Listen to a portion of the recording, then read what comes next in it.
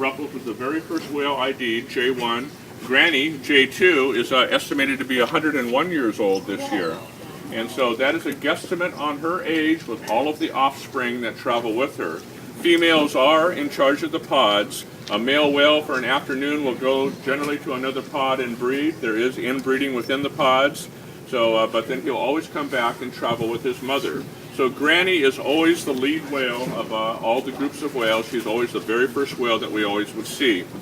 And so, female whales will start to bear young when they're 12, 13, 14 years old, and they quit when they're around 40 years old, so similar to us. But when they have that very first calf, they can get rid of all the contaminants, all the PCBs, get flushed into that very first newborn calf, and it'll die 90% of the time. Second, third, fourth, and fifth all live very long and healthy lives, and it allows the females to live a very, very long time. So J-pod has 26 whales, K-pod has 20 whales, and L-pod has 37 whales. So right about when Ruffles died, a year and a half ago, there was another whale named L87 Onyx. He was about a 22, 23-year-old male whale. And male whales will start to sprout when they're 13 or so years old. They'll come to a 5.5, 6 feet off of their back when they're about 18 or 19 years old.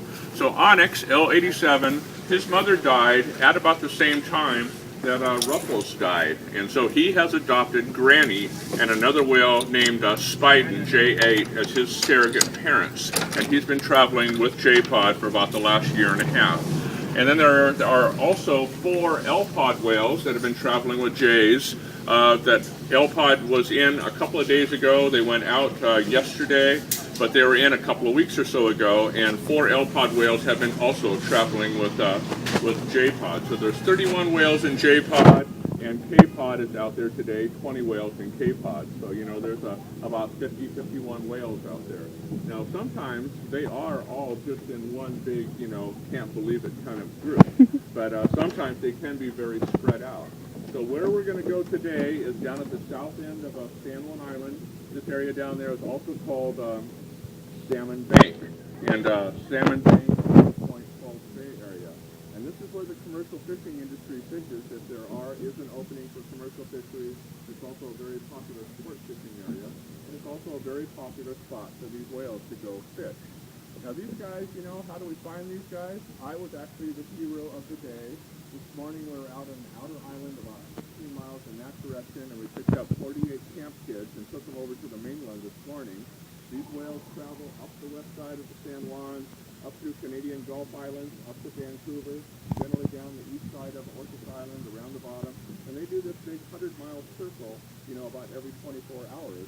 And so when we were going across Missouri over to Anacortes this morning, we ran into some K-pod whales, and these camp kids, which was a Native American theme, and they had a blessing that they would see orca whales on their trip home from this Native American theme. So they actually got to see some whales, and I got to be the one saying, I'm with you guys, contact, and everyone can recognize everyone's voices. And Dan, where are you? So, that kind of started the whole deal this morning as to where whales were. So those whales that were on the Rosario side are now down at the bottom. So I think we're probably going to head off in that direction. And when we go whale watching, it's not like we get out there and we can tap the water and the whales jump and breach and put on a show like SeaWorld. Sometimes it is like you can't believe what you're seeing. Sometimes they are just going up and down and fishing. But it takes a little time to get into a rhythm of things, and we've had just some great trips. One of my visual highlights was just the other day, whales when they jump or they breach out of the water, it's not just straight up. They kind of curve up and over and come crashing down. And sometimes that's for fun, but generally that big loud slap is to scare fish, in the area into other fish and neighbors' mouths. And so there were 2 female whales that both came up in unison. It looked like a SeaWorld thing. I've never seen it in our 22-year career.